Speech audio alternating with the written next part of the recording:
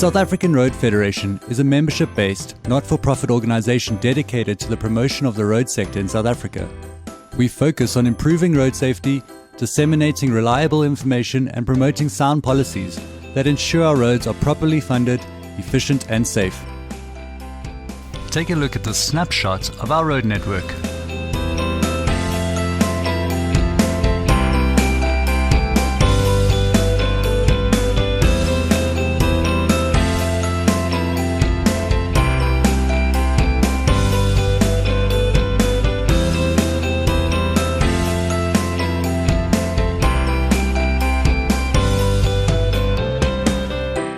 The National Department of Transport allocates funds and is the overall custodian of South Africa's roads. Funding for roads come from the carbon emission tax, as well as different road user levies and charges, such as the Road Accident Fund Levy, toll fees, vehicle licensing fees, permits, traffic fines, and the fuel levy, which is made up of a percentage of the petrol cost. Funds for roads are allocated to provincial authorities, as well as local authorities, i.e. municipalities. The South African National Roads Agency, or SANRAL, tolls over 3,100 kilometers of our national roads. Funds are used for building and maintaining road infrastructure at local, regional and national levels. Like countries across the world, road users have an obligation to contribute, ideally based on how often they use the roads and how far they travel. As the South African Road Federation, we are concerned that the fuel levy is one of the primary taxes being used to finance South Africa's roads. The fuel levy cannot be used as a tool to manage congestion in peak periods, does not fairly compensate for the road damage caused by heavy vehicles. Trip costs cannot be easily calculated. Income collected by provinces through the levy is not ring-fenced for roads only, is not sustainable as fuel-efficient and electric vehicles are entering the road networks. You will see that people with older cars pay far more than those with newer cars, never mind those who can afford hybrid and electric vehicles. South Africa's current road funding model was effectively insufficient. When one looks at the National Treasury direct allocation figures that show what it currently costs to fund our roads, it is easy to see that there are no major surpluses in the fuel levy that can be accessed. In the face of the fuel levy challenge, there are a few other points to consider, and they affect everyone. The first is traffic congestion. 40% of South Africa's vehicle owners live in Gauteng alone. Road users in Johannesburg spend 140 additional hours in traffic every year.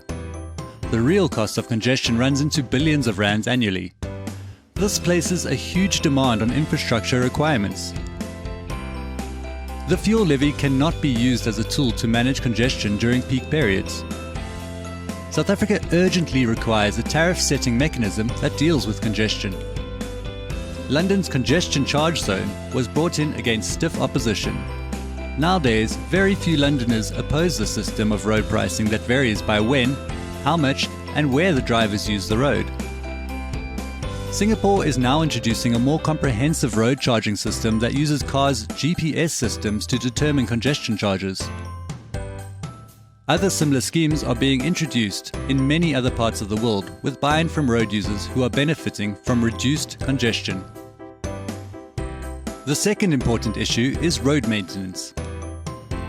Road users take little notice of the physical state of the road until they hit a pothole and damage their tires and vehicles, leading to elevated operating costs.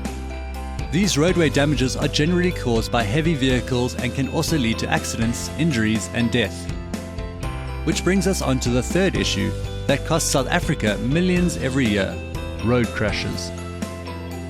In 2017, road crashes cost South Africa over 142 billion rand. So, when road funding is insufficient and unsustainable, there are far-reaching consequences for our road network and economy. These include high vehicle operating costs, low vehicle speeds, high prices, a negative impact on the economic development and unsafe road environments. The South African Road Federation believes that road user charges should consider road space, road wear and damage, mass of the vehicle, distance traveled, and the societal impacts like congestion and emissions. Then, it needs to be equitable, and importantly, it needs to be implemented fairly, easily, cost-effectively, and efficiently. Critically, it should be difficult to evade. After all, the user pay principle is already part of our everyday lives. People readily pay for their electricity and data based on how much they consume. The consequence of insufficient road funding has an extensive impact on our road network and subsequently our economy.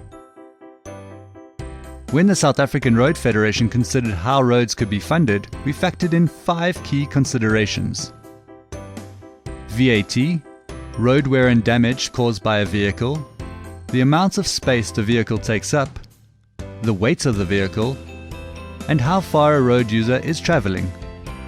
The South African Road Federation is working with a wide range of road user organizations, transport operators, as well as government and state-owned entities to develop and agree on a road funding model that is based on fair, equitable and efficient road user charges, takes place in an inclusive and collaborative way, is transparent to all stakeholders, including you, involves a tariff setting mechanism that influences driver behavior and helps manage road capacity, as well as being based on sound engineering and economics.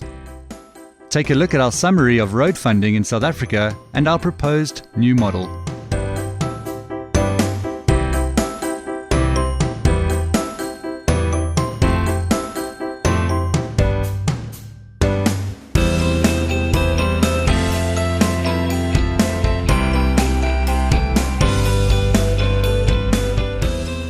To achieve this, what would be required is a transparently established road fund administration as a respective body that would set tariffs and road user charges and determine the budgets.